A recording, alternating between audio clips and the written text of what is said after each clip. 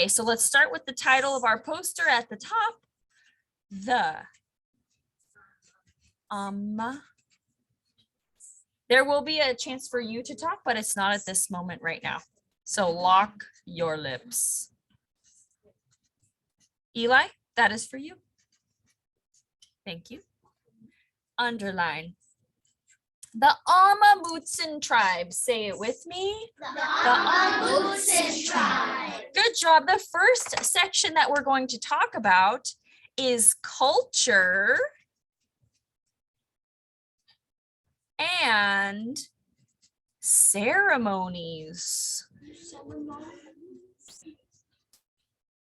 And I'm going to put a little box around it. Kale, you should be sitting flat on your bottom, facing the board. Snowball, please. Okay, so culture is a person or a group of people's way of life. It's how they do things. It's traditions they might have. Ceremonies are part of their culture. So let's get some details about that. Something that's part of their culture is, and we already learned this,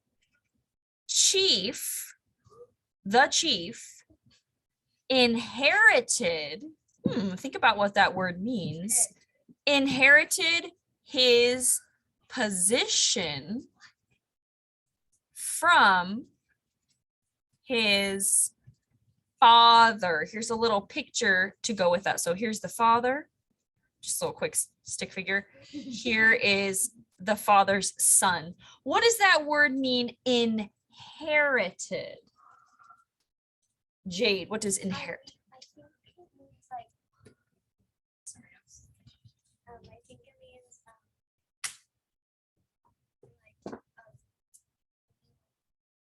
taking somebody's place at their job. Kind of true. Okay. Inherited, when you inherit something, it could be different than jobs too, but thank you, Jade. Janique. Like passing it on? Yeah, passing on something, getting something from your parents usually when you inherit something. So remember, a chief was not voted for like our president. The chief was the chief's son, and then it was their son and their son and their son and so on. Okay, next part. Women, we're going to talk about clothing a little bit. Women wore 2 aprons. That's part of culture. Clothing is part of culture. The front apron was made of tulle. Exactly. Good memory, whoever said that. And it kind of looked like this. Like there's this waistband like that. And then there were pieces of tulle that came down like this to create a front apron like that. The back apron was made of deer skin. Deer skin. So it's like a little softer, and it kind of was more like that. So the front made of tulle, the back made of deer skin. If you remember from that section in the book, men often did not wear clothes. That was common. Sometimes they would wear something around their waist, but often they didn't, and that was just part of their culture. I know it seems strange to us now because that's not part of our culture now, but you have to think this was many, many years ago, and it was a totally different time. It was hard to get clothes then, whereas today it's much easier for us to just go to the store and get clothes. We don't have to always make them ourselves like they did. Do we have a comment from Jade before I move on? Oh yeah. When I said like it was made truly, I just guessed. Oh, great. Okay. Villages were also part of the Amah Mutsun's culture. Large villages had fenced in dance areas. So from that fact, I don't know why I hear a little voice talking every time I turn my head to write down. You should be so into the Amah Mutsun tribe. You are practically part of the tribe because you're paying so close attention. Anyways, the large villages had fenced in dance areas. So that tells us that they cared a lot about dancing. That was part of their culture. Does anyone in their culture have special dances that you do? And you might even think of the type of music that you dance to. Addie, tell us about yours really quick. Mine is basically Oh, okay. That's part of your culture. Quiet connection. Okay. Dancers in the tribe wore feathered, remember when we saw the feathers on the desks? Feathered headdresses. I'm going to draw a little picture for you to show you what I mean. And they painted their bodies with white and red dye. Remember yesterday I was telling you what they used to color things like the baskets? What did they use, Noel? they use berries. Yes, berries often to stain, because when you eat berries, sometimes it stains your fingers like reddish. So they use that like paint. The headdresses looked something like this. Like there, I think there's a picture on the desk. So that was the part that goes around the head. And then there were all these feathers going around. Something like that. Sometimes I think we saw a picture where there was just like one feather on top or a few feathers. But feathers were definitely part of what their clothing looked like, especially the headdresses. So this would be something that they would place on their head like that. Fancy. So that's it for culture and ceremonies. Let's move on to food. Some of you already remember from our book. Food. Food section. Ew. Turn around and sit flat on your bottom. Why do you don't need to look at her. She's fine.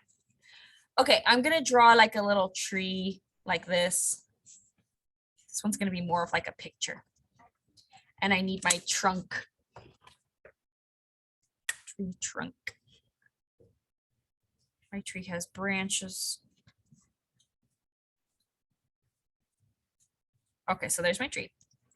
So, thank you. Something from the tree that they would eat, that they would hunt, were squirrels. Let me draw this little squirrel here. Squirrel's gonna be in the tree. There's his little hand, his little face, ear, bushy tail. There he is, squirrel. So one thing they ate, please don't call out, Eli. One thing they ate after they hunted were squirrels. Say that with me. Squirrels. Okay, another thing that they ate a lot of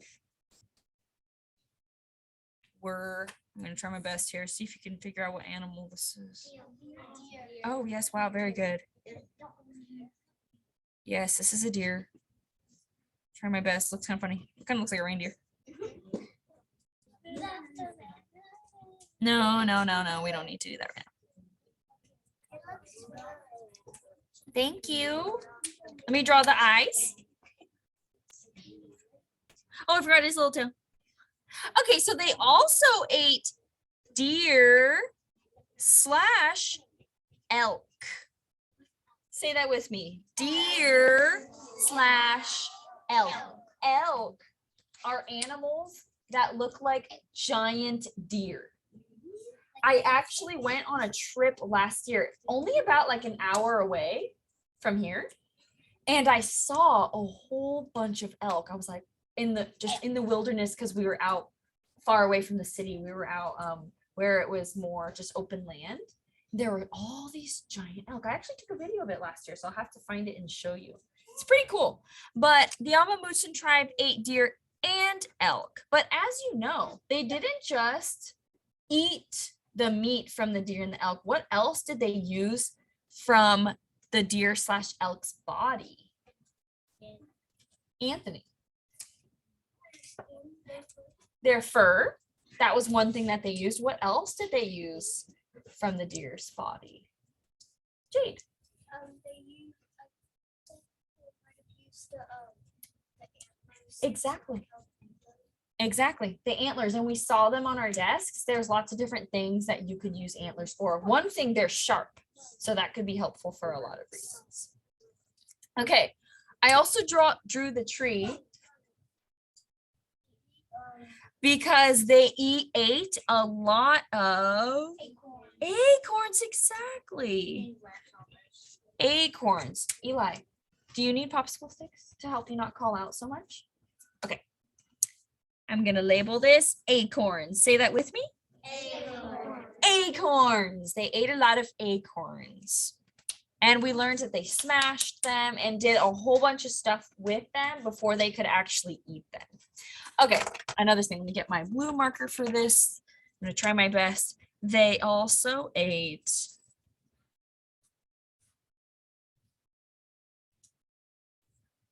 these animals are hard to draw.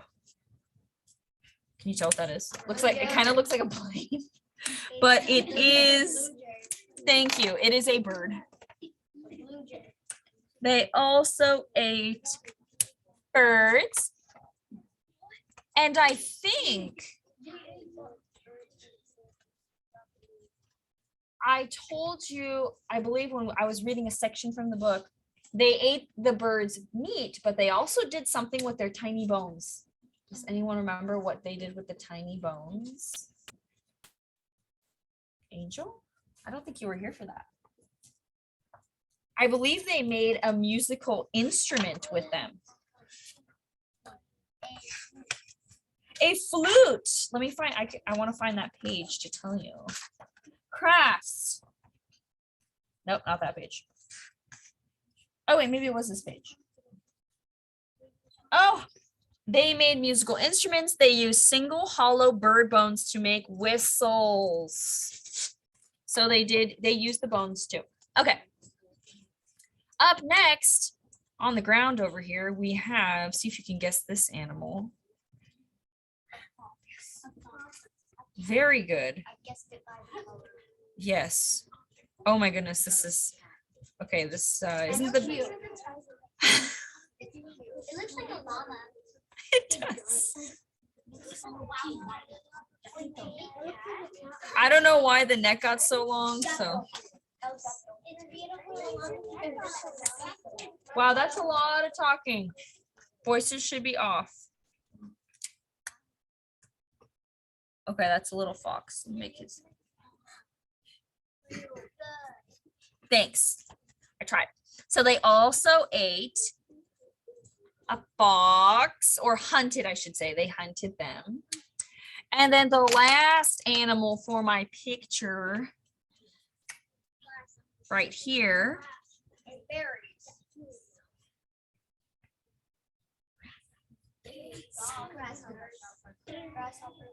Nope.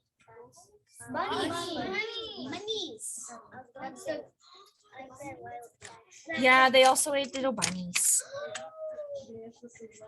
I know, they had to survive. They did.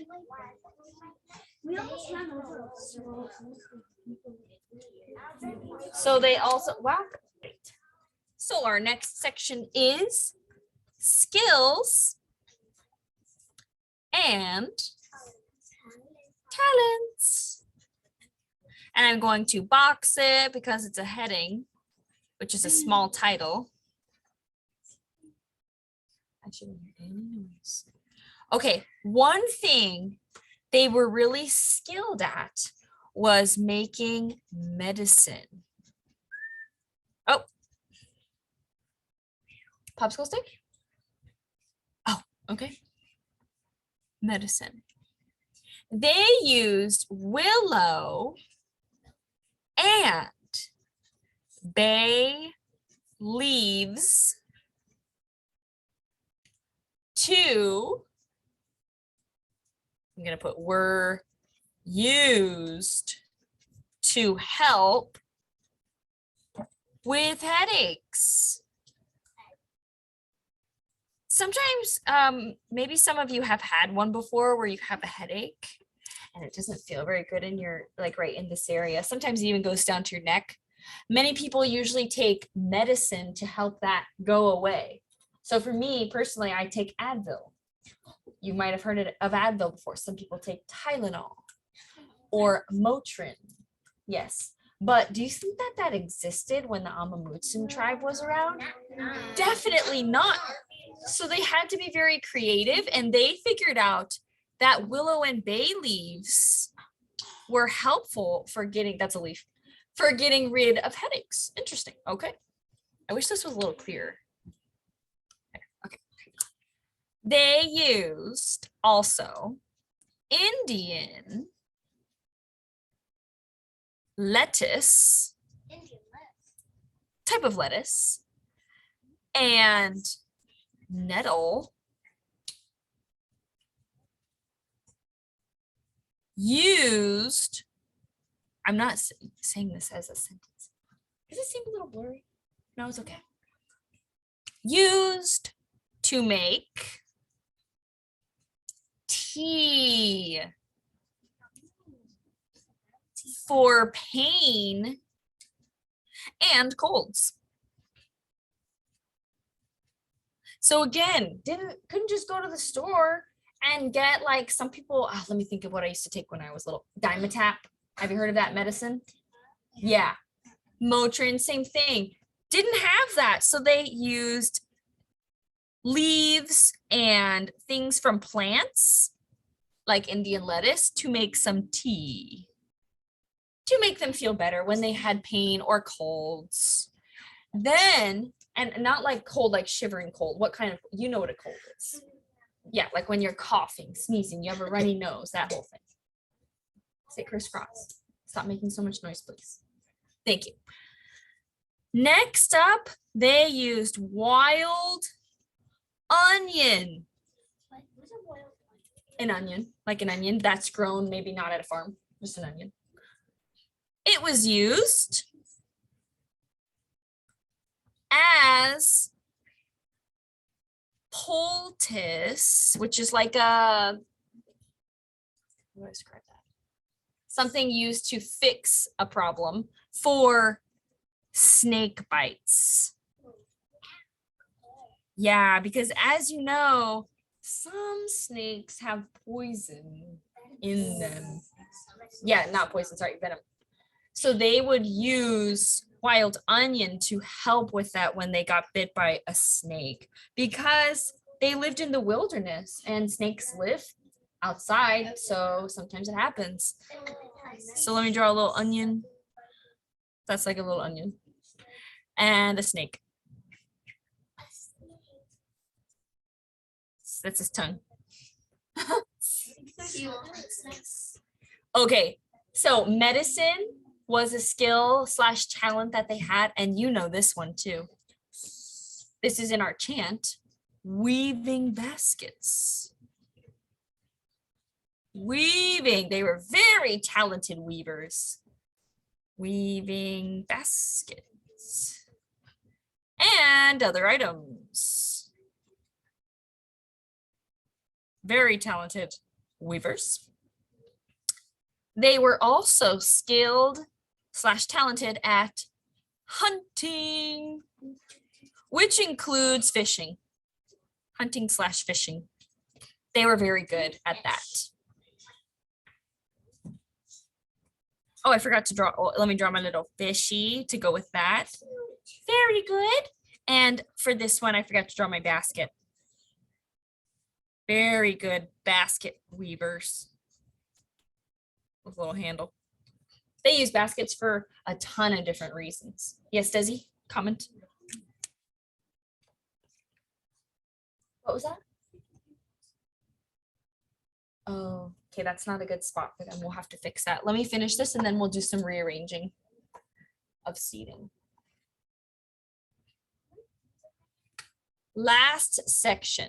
This one is, okay, kind of a long title, geographical location. Let's look at that very long word, geographical. Maybe you've heard of the word geography. Okay, so what do you think geographical location means? If you know what geography is, like maps, studying maps, using maps, what's geographical location? Noelle? To figure out where you are. Yeah, like pretty much where they are located in, well, specifically California, because the Amah Mutsun tribe was in California. And in this section, we're going to talk about their homes, which we have a little bit of information on already. Box it because it's a heading. There we go. Very long heading. So, as you know, they lived in Santa Clara Valley. Santa Clara Valley is my home. That's where they lived. They lived in the area of California, stretching all the way from in the north, San Francisco, all the way down to Gilroy. So that whole area, if you look over at my California map, from like where the bay is, down south all the way to Gilroy. That's a pretty big stretch of land. Yep. And they lived, of course, near water.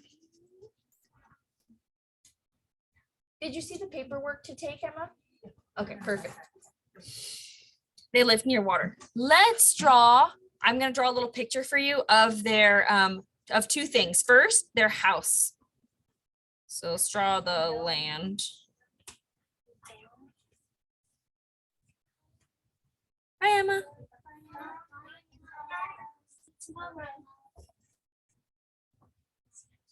Okay, so here, who remembers what their houses were called? It's in our chant. Jade? Nice. They lived in a wiggy-up. It's called a wiggy-up. Their wiggy-ups were made of tule. That's the way. So here's the tule. It's kind of stretched out. I'm gonna label it in there. Oh wait, sorry, that part's not tule. This is called willow pole. Okay, kind of hard to say, but willow. That was the stronger part. The middle part here, I made a mistake. This part was all made of tule. This part. So the poles were made of willow pole because it was stronger to hold the structure. And then the tule was not as strong, but still good for if they did it really tightly to keep out water. Jackson. Maybe I need to find a special spot because it's actually distracting for me now too. Every time. It's distracting for people around you and me too. The wiggy-up was also dug into the ground a little bit. So this part is underground.